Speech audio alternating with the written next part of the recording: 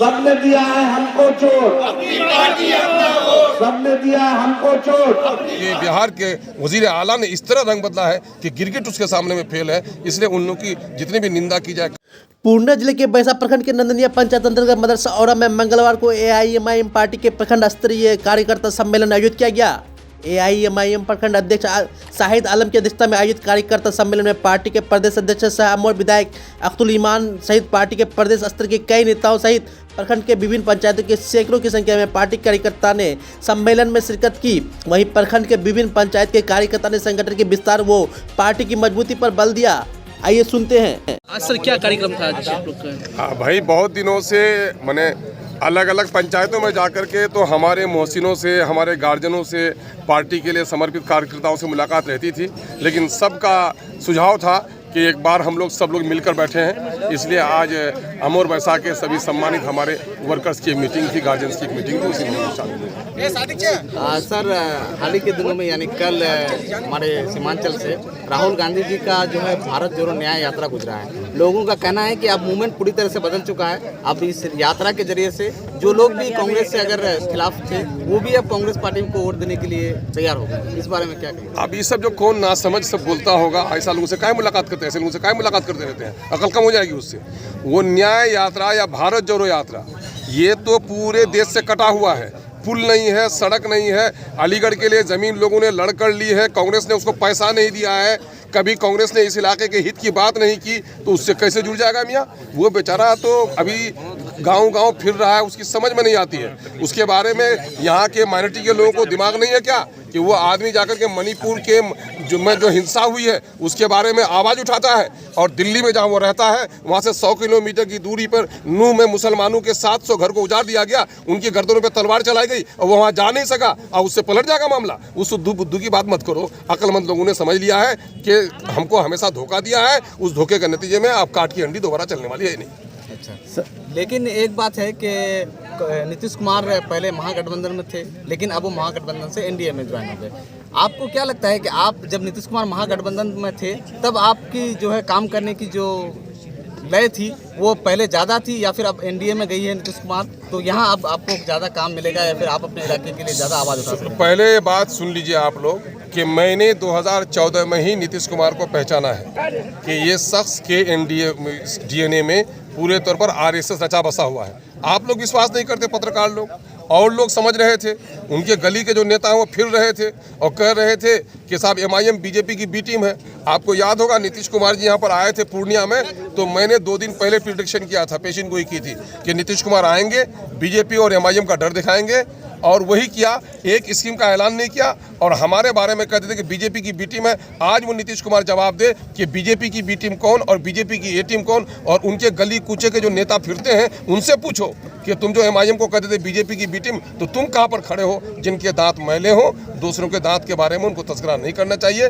नीतीश कुमार ने पलट कर अब वचनबद्धता क्या चीज़ होती है, ज़बान की पाबंदी क्या चीज़ होती है, सियासत में उसूल क्या होता है, सियासी अखलाकियात क्या होते हैं, राजनीतिक जो आस्थाएं होती हैं वो क्या होती हैं, सबको पामाल किया है। इसलिए बच्चा शर्मिंदा है कि बिहार के वजीर आला ने इस तरह रंग बदला है कि गिरगिट उसके सामने में फेल है। इसलिए उन लोगों की जितनी भी निंदा की जाए कम है। जहाँ तक यहाँ के सम्मानित लोगों ने मुझे वोट दिया है, इस इलाके के विकास का काम करना हम पर जिम्मेदारी है। कल भी मैं मजबूती के साथ यहाँ की लड़ाई लड़ रहा था, कल भी लड़ूंगा।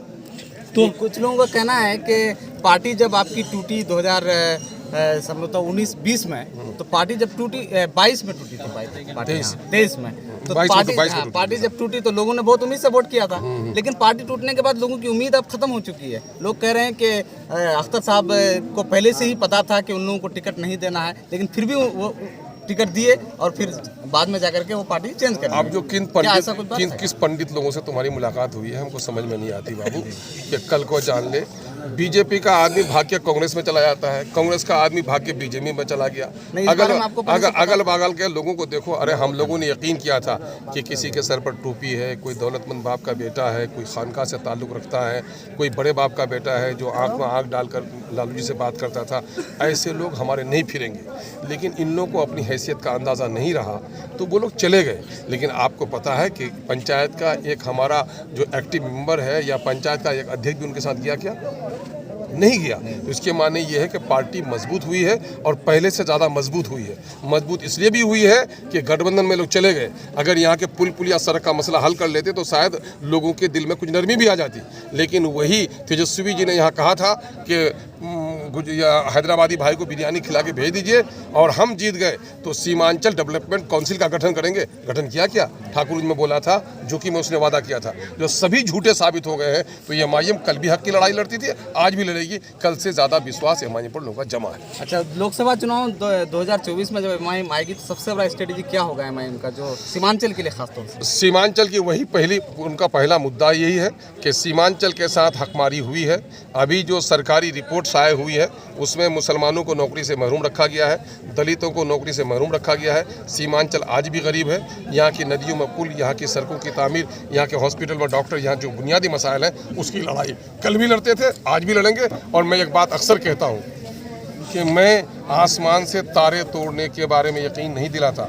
मैं एक बात कहता हूँ, आपने मुझे मौका दिया तो मैं फ़र्ज़ निभाऊंगा और ये फ़र्ज़ अल्लाह का शुक्र निभा रहा हूँ और आवाम भी इसके गवाह है। जी, लोग कह रहे हैं कि अख्तर उन्नीमान साहब अमर से लड़ने से पहले से कहे थे कि हक छीन करके लाएंगे, लेकिन 3 साल से ज़्यादा हो गया, अब तक हक छीनने की बात उनकी हवाई है, कुछ भी काम नहीं हुआ है। खाड़ी पुल लटक रहा है, रसीली पुल लटक रहा है, लेकिन काम नहीं हुआ। इस बारे में अच्छा, नाबीना से रमजान के चांद उठने की गवाही मत मांगो, है ना? उस बेचारे को दिखाई देता नहीं है, उसका देखा नहीं कि वहाँ पर अभी कानकी के पास 207 करोड़ का पुल सैंक्शन हुआ और जितने में से पुल बना था उससे 4 रकम से अब महिषपत्रा तक बांध बंधेगा।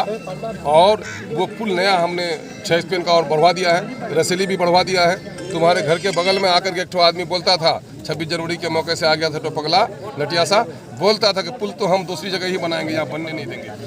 बना सका? तो इतना झूठा सबको देखते हो उसके बावजूद भी, और मेरा काम जो देखते हो, जो कौल है वही फेल है, उसके बावजूद भी हमसे पूछते हो।